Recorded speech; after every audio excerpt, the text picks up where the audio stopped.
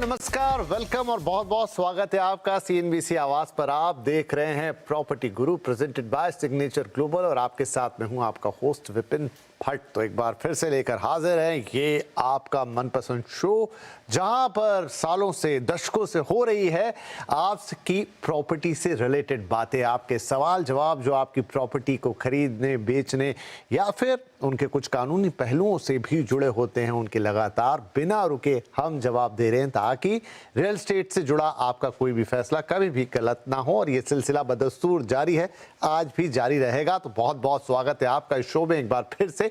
और आज हमारे साथ जो मेहमान जुड़ रहे हैं, हमारे आज के प्रॉपर्टी गुरु, वो है आशीष महाजन साहब, को फाउंडर प्रॉपर्टी स्टोरी। उनका भी हम बहुत बहुत स्वागत करते हैं। स्वागत है आपका आशीष जी।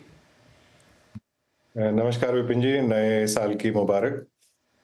आपको भी नया साल बहुत बहुत शुभ हो। और ये आशीष जी के साथ हमारा नए साल में पहला एपिसोड है, इसलिए आशीष जी और मेरी तरफ से सभी दर्शकों को एक बार फिर से नए साल की बहुत बहुत शुभकामनाएं। राइट आशीष जी, शुरू करते हैं तो इसी नोट पर कि अब तो 2026 में आ गए हैं। वैसे 2025 में हमने बातें की थी कि कैसा रहा वो साल, 26 कैसा रह सकता है, लेकिन ये शुरुआती हफ्ता, यहां से कुछ 2-3 महीने का प्रेडिक्शन अगर हम करना चाहें, आगे बजट भी है, आपको कैसे दिख रहे हैं? विपिन जी, मार्केट जो है वो एक तरह से ऐसे पड़ाव पे आ गई है जहां पे लग रहा है कि सप्लाई साइड अभी ज्यादा एक्टिव है और सप्लाई काफी है और डिमांड उतना है नहीं, जबकि डिमांड ब्रिस्क है, मतलब डिमांड सेल हो रहा है, हर कैटेगरी में हो रहा है। पर ओवरऑल मार्केट की चाल ऐसी है कि अभी शायद जो इतने सालों से डेवलपर के हाथ में थी मार्केट, वो शायद कंज्यूमर्स के हाथ में आ रही आएगी। और काफी सारे मिडिल मार्केट वाले जो एरियाज हैं या लोकेशंस या सिटीज हैं, वहां पे मैंने प्राइस बढ़ोतरी तो पिछले एक साल में शायद नोटिस करी नहीं है। और इनफैक्ट कल ही एक बड़े डेवलपर की ऐसे रिपोर्ट आई थी कि जो उन्होंने साल का अनुमान लगाया था बुकिंग्स के लिए, वो उसको सिग्निफिकेंटली उससे कम शायद वो नंबर्स कर पाएंगे। और उनका क्वार्टर ऑन क्वार्टर और ईयर ऑन ईयर जो बुकिंग वैल्यूज है वो सिग्निफिकेंटली डाउन हुई है। तो which is actually the first comment bye leading developer कि मार्केट सॉफ्ट है। तो आने वाले दिनों में देखते हैं कि बाकी डेवलपर्स किस तरह से रिपोर्ट्स देंगे, बट ऐसा लगता है कि शायद ओवरऑल जो तेजी पिछले 2.5-3 साल में रही, उतनी तेजी शायद 2026 में देखने मिले नहीं। राइट तो ये एक शुरुआत है साल की, जहां पर एक टर्न अराउंड, जिसकी बात बहुत लंबे समय से हम करते आ रहे हैं। आशीष जी ने भी कई बार उसका जिक्र किया है कि जो सॉफ्टनेस थी अब वो धीरे धीरे फर्म हो रही है, निकल कर आ रही है, रिपोर्ट्स में दिख रही है, स्टेटमेंट्स में आ रही है। तो बहुत अच्छा कंक्लूड किया इसको आशीष जी ने कि जो गेम्स अभी तक डेवलपर के हाथ में थी, अब शायद वो धीरे धीरे बाहर की तरफ मुड़ गई, यानी कि जो कमांड है, जो कंट्रोल है, वो उसके हाथ में आ गया। अब ये मार्केट उसी तरीके से आगे बढ़ेगा, तो उस पर भी और चर्चा जारी रहेगी। लेकिन सवाल जवाब के सिलसिले को शुरू कर देते हैं। वर्षकेतु मुंडे हमें कॉल कर रहे हैं और कॉल आ रही है पुणे से। वर्षकेतु साहब, बहुत बहुत स्वागत है आपका। क्या पूछना चाहेंगे आज आप शो पर? Thank you sir, thank you. Ashish ji, मेरा एक क्वेश्चन है। Godrej park ridge Manjari project है जो इसमें स्टार्ट हुआ था, क्या बोलते हैं उसको, कोरोना पीरियड में। ओके। बट उसका जो टाइमलाइन था मार्च 25 में एक्चुअल उसका पोजीशन था 6 मंथ का पीरियड लेके भी 6 मंथ का गोदरेज इसका कोरोना का पीरियड ले लिया। उसके बाद में सितंबर 25 भी चला गया और अभी 26 में हम लोग, तो पूरे 1 साल से लैग कर रहे हैं। 1 साल से न गोदरेज हमको पोजीशन दे रहा है, न कोई अपडेट दे रहा है, न उसका कंपनसेशन दे रहा है कि बाबा 1 साल से डिले हो रहा है। अभी हम इस कंडीशन में कि एक तो रेंट भर रहे, रेंट चल रहा है हमारा, दूसरा बैंक से ईएमआई लिया है, वो ईएमआई भी जा रहा है सर।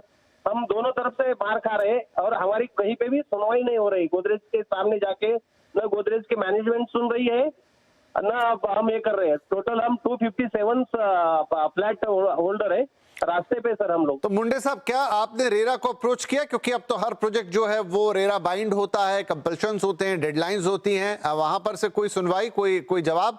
सर रेरा में हम लोगों ने इंडिविजुअली भी एप्लीकेशंस दिए हैं, बट रेरा की तरफ से कोई सुनवाई नहीं है। और इसके क्लाइंट की तरफ से, गोदरेज की तरफ से आता है कि हम लोग क्वालिटी का काम दे रहे हैं हमको। अभी क्वालिटी का मतलब ये हो गया, बट टाइम पीरियड भी होता है ना, 5 साल 6 साल हो गए हम लोग सर EMI 95% तक हमने पेमेंट जमा करी है, और 95% पेमेंट जमा करने के बाद भी इधर हमारी EMI जा रही है, दूसरी तरफ से हम लोग सर रेंट दे रहे हैं, बड़े इसमें आ रहे हैं, रेरा ना सुन रहा है ना कोई। अभी हम लोग तो क्या नौकरी करने वाले लोग होते हैं, हम कोर्ट कचहरी भी नहीं कर सकते। गॉट योर पॉइंट मुंडे साहब, ये तकलीफ है, और आपने कहा कि आपके साथ और भी ढेर सारे होम बायर्स हैं। जरूर आशीष जी से हम इसकी रेमेडी पूछते हैं। तो आशीष जी, गोदरेज एक बड़ा नाम है, यूजुअली टाइमलाइन से बड़े उसको बाइट करते हैं, उसके साथ में चलते हैं, उसको फॉलो करने वाली कंपनियों में आप इनका नाम ले सकते हैं। और अब चूंकि रेरा भी है तो कोई भी कंपनी क्यों ना हो उसको टाइम टेबल फॉलो करना पड़ता है। लेकिन जस्ट इन देयर केस जो ये कह रहे हैं कि ऑलरेडी ड्यूरिंग कोविड वो एक्सटेंशन दिया गया, फिर ये सितंबर का भी लास्ट ईयर का डेडलाइन मीट हो गया, ब्रीच हो गया, और अब हम 26 में आ चुके हैं और काफी सारे लोग इसमें परेशान हैं। तो क्या हल हो सकता है इनकी परेशानी का? बिपिन जी, सिंस प्रोजेक्ट महाराष्ट्र में लोकेटेड है तो मेरे को ये थोड़ा सा सरप्राइजिंग लग रहा है कि इनको अभी तक रेरा का फेवरेबल वर्डिक्ट नहीं आया, क्योंकि मोस्टली महाराष्ट्र में रेरा की सुनवाई काफी तेजी से होती है with respect to other states. Okay, other जो मैं इनको ये कहना चाहूंगा कि गोदरेज बायर्स के साथ उनको कंपेंसेशन नहीं देगा, ऐसा मेरे को लगता नहीं है। मोस्ट लाइकली जो ब्रांड एस्टेब्लिश हुआ है वो हुआ ही थोड़ा कस्टमर फेयरनेस के कारण है। तो आई थिंक कंपेंसेशन इनको मिल जाना चाहिए इवन विदाउट अप्रोचिंग रेरा। तो मेरे लिए थोड़ा सरप्राइज रहेगा अगर कंपनी ऐसा करेगी। बाकी और कुछ पहलू हो सकते हैं जो हम लोगों को एज आउटसाइडर्स नहीं मालूम रहेंगे, बट अदरवाइज डिलीवरी होगी इनकी और इनको रेरा के थ्रू ही अप्रोच करना चाहिए, और अगर हो सके तो कंपनी से डायरेक्ट नेगोशिएट भी करने की कोशिश करनी चाहिए। क्योंकि अगर एक बार इनके हाथ में रेरा का वर्डिक्ट आता है तो गोदरेज जैसी कंपनी शायद उस पे ऐसा नहीं करेगी कि उसको ऑनर नहीं करे। बड़े ब्रांड के साथ आप जाते हैं, यहाँ पे भी जब हम रिकमेंडेशन देते हैं तो आमतौर पे जो गोदरेज जैसे नाम आते हैं तो उनके लिए बहुत पॉजिटिव एक अप्रोच होती है। लेकिन आप कह रहे हैं कि वो डिलेज हो रहे हैं और एक क्वालिटी वर्क के लिए कहा जा रहा है, आपकी बात का सीधा जवाब नहीं दिया जा रहा है। एंड होपफुली चूंकि आपने रेरा में एक अपील की है, ऑलरेडी आप लोग पहुंचे हुए हैं, तो हम वहां से एक पॉजिटिव आउटकम एक्सपेक्ट कर सकते हैं। और जैसा आशीष जी भी कह रहे हैं कि थोड़ा सरप्राइजिंग है इस तरह की चीज होना, जो कंपनी है और जिस स्टेट में हम बात कर रहे हैं वहां पे रेरा भी काफी ज्यादा पावरफुल है, और गोदरेज इन इटसेल्फ अपने कस्टमर्स को काफी केयर करती है, इसीलिए कंपनी का नाम है इतना। लेकिन ठीक है, अगर आप एक बार अपनी चीजों पे और आगे बढ़िए, और अगर फिर भी ये समस्या आपकी हल नहीं होती तो हम चाहेंगे कि आप दोबारा हमें अप्रोच करें। इसका जो लीगल एस्पेक्ट है हम और किसी लीगल एक्सपर्ट के साथ आपको और बेहतर तरीके से उसको समझा पाएंगे, बता पाएंगे। लेकिन जैसा अभी आशीष जी ने आपसे कहा कि आप कंपनी से डायरेक्ट एक बार और निगोशिएट करें, और साथ में रेरा के भी नॉलेज में ये सारे फैक्ट फिगर्स लेकर आएं, एंड होपफुली आपकी चीजें जल्दी रिजॉल्व होनी चाहिए। चलिए, तो ये तो बात हो गई कि प्रोजेक्ट में डिले है और वो मिल नहीं रहा है। अब अगला सवाल लेते हैं, हरिओम साहब का है, हरिओम प्रकाश नारायण, और शायद ये कॉल अहमदाबाद से है। हरिओम जी नमस्कार। नमस्कार जी, बताइए सर। जी सर, मेरा एक क्वेश्चन था कि मेरे अहमदाबाद में 2 प्रॉपर्टी है न्यू मणिनगर में, जो कि एक्सप्रेस हाईवे के जस्ट बगल में ही है। एक प्रॉपर्टी 2 BHK 3 BHK है। 2 BHK मैंने 2016 में लिया था 23 लाख का, और दूसरा जो है 3 BHK है वो मैंने 46 लाख में लिया था 2022 में। तो भी पूछना था कि इसका रखना चाहिए या कि निकाल देना चाहिए, क्योंकि मैंने इन्वेस्टमेंट पर्पज से लिया था ये पे। अच्छा, आपने दोनों ही जो घर हैं वो इन्वेस्टमेंट पर्पज से लिए थे न्यू मणिनगर में, और 2016 की आपकी इन्वेस्टमेंट। एक थोड़ा आइडिया कि वहां से अभी तक आपको कितना एप्रिसिएशन मिला है नारायण साहब? क्योंकि जो अभी नए मकान बन रहे हैं सर, उसी सेम एरिया में अगर मैं देखा जाए तो सेम कॉर्पोरेट एरिया में अगर है तो करीब 30 लाख ऐसे है, 30 लाख 32 लाख ऐसे मिल रहे हैं, क्योंकि बहुत सारे अभी कंस्ट्रक्शन चल रहे हैं। और आपकी बाइंग प्राइस क्या थी? नहीं, बाइंग प्राइस था 23 लाख का, 23 का, और अब वो करीब 30 लाख 32 लाख ऐसे पहुंच गया है। ठीक है, आशीष जी, क्या सलाह देंगे हम इन्हें कि आप 16 और आज 2025 यानी कि करीब करीब 9 साल के आसपास, मतलब हम तो 26 में आ गए, लेकिन मोटा मोटा हिसाब 9 साल हो गया है, 7-8 लाख 10 लाख का इनको इंक्रीमेंट एक दिख रहा है, तो ये दोनों फ्लैट इन्हें रख के री इन्वेस्ट करने चाहिए या अभी इनमें और अप्रिसिएशन की गुंजाइश रहेगी? विपिन जी, दोनों ही फ्लैट थोड़ा लोअर साइड ऑफ मार्केट पे लग रहे हैं, क्योंकि वैल्यू जो इन्होंने बताई वो वैल्यू उतनी कंसिडरेबल नहीं है। मैं इनफैक्ट कुछ टाइम पहले ही अहमदाबाद के थ्रू पास किया था, मैंने देखा कि सिटी बहुत ही काफी आगे है। तो स्टेट में और स्टेट की कैपिटल में इन्वेस्टमेंट तो आती रहेगी और उसके कारण रियल एस्टेट पे उसका पॉजिटिव इम्पैक्ट रहेगा। अब बात ये आ जाती है कि अगर ये दोनों ही फ्लैट्स को बेचते हैं तो इनके पास क्या उतना सम इकट्ठा होता है कि किसी एक सोसाइटी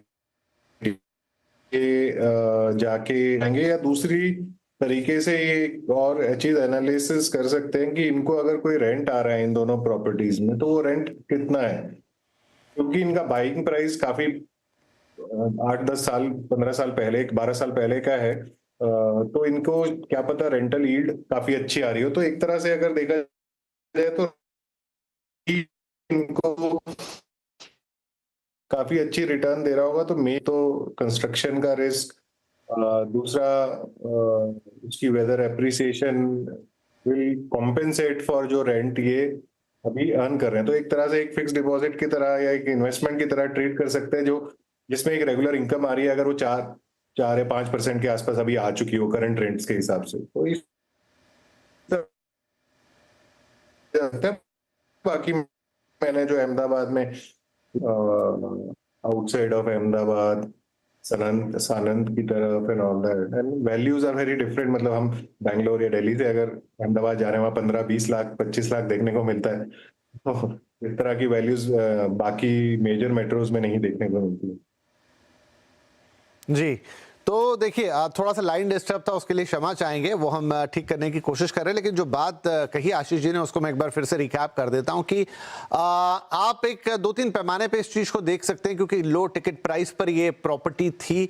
अहमदाबाद का एक्सपेंशन हो रहा है, अहमदाबाद गांधीनगर की ट्विन सिटी है, काफ़ी इन्वेस्टमेंट वहाँ पर आ रही है, तो यूँ फ्यूचर प्रॉस्पेक्ट काफ़ी अच्छे हैं, अभी भी अच्छा कर रहा है। लेकिन इन पर्टिकुलर प्रोजेक्ट कितना आपको इंक्रीमेंट मिलेगा वो बहुत सर्टेन नहीं है। उसकी एक तरीका ये हो सकती है कि आज की तारीख में आपकी जो बाइंग प्राइस थी उसके अगेंस्ट में आपको रेंट कैसा आ रहा है। अगर वो रेंटल यील्ड आपकी अच्छी है, 3% के आसपास या उससे ऊपर की है, तो वो बुरा नहीं कहा जाएगा। लेकिन अगर आपको लगता है कि नहीं, आप इसमें काफ़ी समय दे दिया है, तो फिर आप इसमें से निकल भी सकते हैं, जैसा आशीष जी कह रहे थे, और इसे री इन्वेस्ट भी किया जा सकता है। तो ये थोड़ा सा ऐसा डिसीजन है जिसको आपको 2-3 अलग अलग पैमानों पर देखना होगा, लेकिन वो पैमाने क्या होंगे वो आशीष जी ने आपको बता दिए हैं। चलिए फिलहाल यहाँ एक छोटा ब्रेक ले लेते हैं, लेकिन ब्रेक के बाद आपके और सवाल होंगे। और एक बार जाते जाते ब्रेक से पहले बता दें, व्हाट्सएप नंबर हमारा 7045220000, इस पर आप अपने सवाल हमें सीधे भेज सकते हैं। साथ ही pg@moneycontrol.com का जो हमारा ईमेल आईडी है वो भी आपके लिए एक्टिव है। तो जैसा आपको ठीक लगे, जहां आपको अच्छा लगे, आपके लिए सुविधाजनक हो, वहां पर अपने सवाल भेजिए। छोटा सा ब्रेक के बाद कुछ और सवाल। वेलकम बैक, सीएनबीसी आवाज पर आप देख रहे हैं प्रॉपर्टी गुरु, और आशीष जी हमारे साथ बने हुए हैं, आपके सवालों के जवाब दे रहे हैं। तो चलिए कुछ और सवाल लेते हैं। अगले कॉलर है मिस्टर सुमित जैन और नोएडा से कॉल कर रहे हैं। सुमित जी, स्वागत है आपका, क्या सवाल रहेगा आज? जी, मैंने नोएडा सेक्टर 135 के अंदर एक प्रोजेक्ट है, रिज रेजिडेंसी। इसमें 2012 में अपना फ्लैट किया था, लेकिन ये एनसीएलटी में चला गया, जिसके चलते मुझे अभी तक इसका पोजीशन नहीं मिला था। तो मुझे ये जानना था, क्या मुझे इसी प्रोजेक्ट में बना रहना चाहिए या अपने फ्लैट को सेल कर देना चाहिए? तो आज इसका क्या स्टेटस है, अगर आप कोई आइडिया दे पाए? अभी केस एनसीएलटी में चल रहा है, लेकिन बहुत जल्दी ये सॉर्ट आउट हो जाएगा, जैसा कि इन लास्ट हियरिंगों से पता चला है। ठीक है, तो ये इंपॉर्टेंट इनपुट है कि वो जल्दी ही सेटल हो सकता है, राइट? तो आशीष जी, एनसीएलटी में चला गया, प्रोजेक्ट काफी अरसे से बुक किया हुआ था, लेकिन अब ये भी बता रहे हैं साथ में कि ये सेटल होने के करीब है। ऐसे में क्या करना चाहिए? विपिन जी, अगर देखिए, अगर इस दौरान इन्होंने कोई और अपॉर्चुनिटी में इन्वेस्ट कर लिया या कहीं और मूव हो गए हैं, तो अगर इनको एग्जिट मिल रहा है तो इनको एग्जिट ले लेना चाहिए। बाकी मैं प्रोजेक्ट का जान नहीं पाया, क्या क्या नाम था सर प्रोजेक्ट का? उन्होंने कहा है कि Ridge Residency, homes Ridge Residency, sector 135 Noida. ठीक है, नोएडा इज प्रॉस्परिंग बहुत, और विद इंटरनेशनल एयरपोर्ट कमिंग यही साइड पे 135 सेक्टर ये बता रहे हैं, और नोएडा एयरपोर्ट का जो रास्ता है वो वहीं से सब निकलता है, नोएडा ग्रेटर नोएडा एक्सप्रेसवे के यहाँ से। तो नोएडा प्रॉस्पर कर रहा है, नोएडा में आईटी और तरह तरह के बिजनेस अब एक्सपैंड कर रहे हैं because of the new big airport which is ऐसे फंक्शनल करेगा। तो अगर इनको लगता है कि जिस तरह का प्रोडक्ट निकल के आएगा वो अच्छा निकल के आएगा, तो वो रिटेन भी कर सकते हैं, रेंटल इनकम कमा सकते हैं। दूसरा है कि अगर इनके पास अभी कोई और रहने के लिए ऑप्शन नहीं है तो ये उसमें मूव इन कर सकते हैं। अदरवाइज अगर कन्विंस नहीं है प्रॉपर्टी के बारे में और एग्जिट कुछ मिल रहा है ऑप्शन, तो एग्जिट करके आप उसको री इन्वेस्ट करिए कहीं पे। तो कई बार क्या हो रहा है कि जो कई साल, एक डेकेड ओल्ड प्रोजेक्ट्स हैं, वो रिवाइव करने के बाद भी उनका जो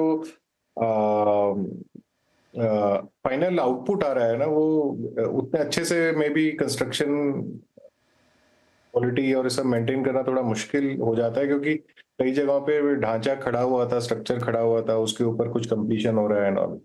ठीक है जी, अगले सवाल की तरफ चलते हैं। मिस्टर प्रभात सिंह है अब हमारे साथ, अगले कॉलर जो कि मुरादाबाद से कॉल कर रहे हैं। प्रभात जी, स्वागत है आपका, क्या सवाल होगा? Thank you sir. मेरा सवाल ये है कि मैं एक प्रॉपर्टी है गोल्डन सिटी करके, ये अलीगढ़ पलवल हाईवे पर है, और ये लोग क्लेम कर रहे हैं, मतलब जो डेवलपर हैं ये क्लेम कर रहे हैं कि ये प्रॉपर्टी है ज़्यादा अच्छे से अप्रिशिएट करेगी इन कमिंग फ्यूचर में, बिकॉज ये क्लोज टू यमुना एक्सप्रेसवे है और जेवर इंटरनेशनल एयरपोर्ट के प्रॉक्सिमिटी में है। और अभी इनका जो रेट है, इनका आस्किंग प्राइस जो है ये 35K का है। तो मैं ये जानना चाहता था कि ये इस प्रॉपर्टी में हमें इन्वेस्ट करना चाहिए, जैसा ये बता रहे हैं कि आगे जाके something will happen like this, या नहीं होगा सर, यही पूछना था। देखिए, क्लेम तो डेवलपर हमेशा जब भी बेचेंगे तो करेंगे ऐसा ही, मतलब बट यूजुअल वाली बात है ये, लेकिन क्या सच में ऐसा होगा? जो लोकेशन है, जो प्रोजेक्ट है, प्लॉटिंग का ये प्रोजेक्ट है, और जो भाव आपको दे रहे हैं, आई थिंक 35,000 रुपये प्रति वर्ग गज जो आप बता रहे हैं, सो ये है पलवल हाईवे के आसपास, अलीगढ़ पलवल हाईवे, राइट? आशीष जी, तो जो क्लेम डेवलपर इन्हें कर रहे हैं, क्या उसकी गुंजाइश है, उसकी संभावना है, looking to the location?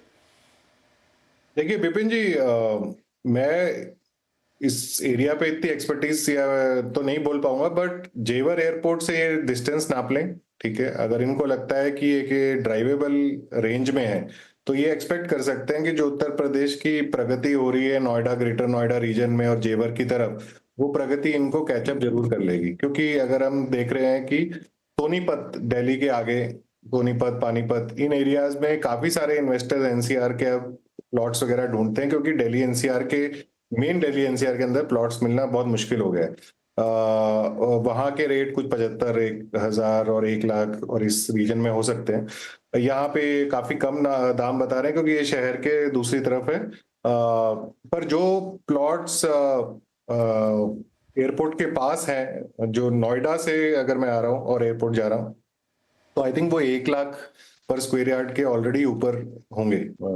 Okay, तो मैं वो कैचअप कर सकता हूँ 35,000 से 1 लाख के बीच में, अगर मैं एक एयरपोर्ट से एक रिस्पेक्टफुल डिस्टेंस पे हूँ।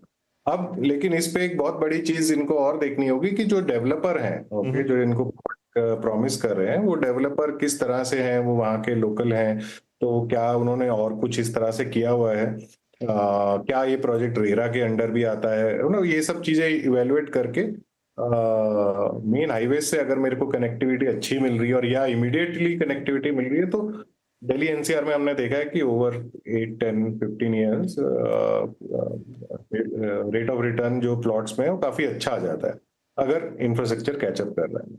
राइट, तो मोहित साहब, 2 चीज़ें हैं, देख लीजिए कि प्रॉक्सिमिटी ने एयरपोर्ट, जेवर एयरपोर्ट से कितनी है, कैसी है, ड्राइवेबल डिस्टेंस है, 1-1.5 घंटे में आप वहां पहुंच रहे हैं, तो फिर जैसा बता रहे हैं कि 35,000 से 1 लाख रुपए तक का रेट, और आगे 10-15 साल में एक अच्छे अप्रिसिएशन की उम्मीद हो सकती है। तो this is the first point. और सेकंड, ऑफ कोर्स हम हमेशा ही कहते हैं कि जो डेवलपर है उसकी क्रेडिबिलिटी, क्योंकि एक लोकल डेवलपर है वहाँ के, तो आपको आसपास से आइडिया लग जाएगा, रेरा रजिस्टर्ड हैं, वो तमाम चीज़ें बहुत आसान है आज की तारीख में चेक करना, वो सब आपको मिलेंगे। और अगर वो दोनों चीज़ें ठीक हैं, आपके लिए सही लग रही हैं, तो फिर आप इस पर आगे बढ़ सकते हैं, ये चीज़ ठीक रहेगी। चलिए हम आगे बढ़ जाते हैं। फिलहाल यहाँ पे एक ईमेल है हमारे पास जो कि मिस्टर भास्कर ने भेजा है और पूछते हैं कि गुरुग्राम से भेजा है और पूछते हैं कि पुणे में शाहपुर जी पालन जी का एक प्रोजेक्ट है वहाना वरदांत, और इसमें ये निवेश के लिए कैसा रहेगा।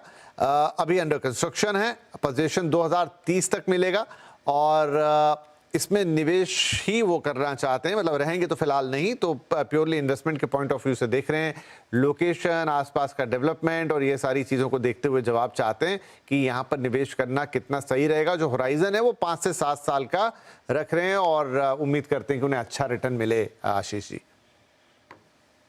बिपिन जी, वनाहा वरदान जो है एक काफी यूनिक टाउनशिप प्रोडक्ट है, ये शाहपुर जी पालन जी की तरफ से। ये एक इंटरनेशनल गोल्फ कोर्स से कनेक्टेड है। तो वनाहा वरदान आई थिंक इनका 2nd या 3rd फेज होगा। तो पिछले कुछ सालों से जब से इन्होंने इनिशियली लॉन्च किया अब तक प्राइस में तो अप्रिसिएशन हो ही रहा है, और ये main Pune city, west of Pune में से कनेक्टेड है हाईवेज वगैरह के थ्रू, और काफी सरीन, क्लीन, ग्रीन सराउंडिंग्स है क्योंकि पहाड़ी पे है और एक गोल्फ कोर्स है। तो इस तरह का एक लाइफस्टाइल ओरिएंटेड प्रॉपर्टी है जिसकी डिमांड अभी भी है और आने वाले सालों में रहेगी, क्योंकि एक मॉडर्न फैमिली आजकल लाइफस्टाइल, अपने घर में एक लाइफस्टाइल ढूंढती है, सोसाइटी में एक लाइफस्टाइल ढूंढती है। तो उस हिसाब से आई थिंक अच्छी इन्वेस्टमेंट प्रोपोजिशन है और एक अच्छे बड़े रियल एस्टेट ग्रुप की तरफ से आ रहा है। तो और एक good location also, IT parks और प्रीमियम आईटी पार्क्स वगैरह के पास में है जी। तो चलिए, सब बढ़िया है कि अच्छे डेवलपर हैं, चीज़ें अच्छी हैं, लोकेशन अच्छी है, एक प्रॉपर डेडलाइन आपको दी हुई है, बाकी सारी चीज़ें भी यहाँ पर ठीक है। तो आशीष जी के लिहाज से इस प्रोजेक्ट में आप जा सकते हैं। और आपने कहा जो कि आप निवेश ही इस पर प्योरली करना चाहते हैं, एक 5-7 साल या थोड़ा सा होराइजन बढ़ा लीजिए, 10-1 साल का रख लीजिए, तो एक डिसेंट रिटर्न की भी आप looking to the other factors उम्मीद कर सकते हैं। चलिए, इसी के साथ आज के लिए हमारा समय समाप्त हो रहा है। तो सबसे पहले तो आशीष जी आपका बहुत बहुत धन्यवाद, आपने वक्त निकाला और हमारे दर्शकों के सवालों के जवाब दिए। और इनफैक्ट 2026 में, अब हम जनवरी में ही हैं और प्रॉपर्टी मार्केट यहाँ से कौन सा एक रास्ता ले रहा है या कहाँ जाता हुआ दिख रहा है, वो भी आपने क्लैरिफाई किया और बड़ा इंटरेस्टिंग होगा कमिंग मंथ्स में देखना कि चीज़ें कैसे बदल रही हैं। तो बहुत बहुत धन्यवाद शो पर पधारने के लिए, और सभी दर्शकों का भी शुक्रिया हमारे साथ ये शो देखने के लिए। आई होप कि जितने लोगों ने डायरेक्ट सवाल पूछे उनको तो उनके जवाब मिल ही गए, और बहुत सारे लोग ऐसा होता है कि इन जवाबों से ही उनकी क्वेरी का भी हल हो जाता है। लेकिन अगर आप भी अपना पर्टिकुलर सवाल पूछना चाहते हैं तो बिल्कुल आप हमें ईमेल कर सकते हैं pg@moneycontrol.com पर, या फिर आप हमारे जो व्हाट्सएप नंबर है उस पर भी हमें कांटेक्ट करके अपना सवाल भेज सकते हैं। तो आपके सवालों का इंतजार रहेगा। मुलाकात होगी आपसे एक बार फिर अगले हफ्ते, तब तक के लिए आज्ञा दीजिए। नमस्कार।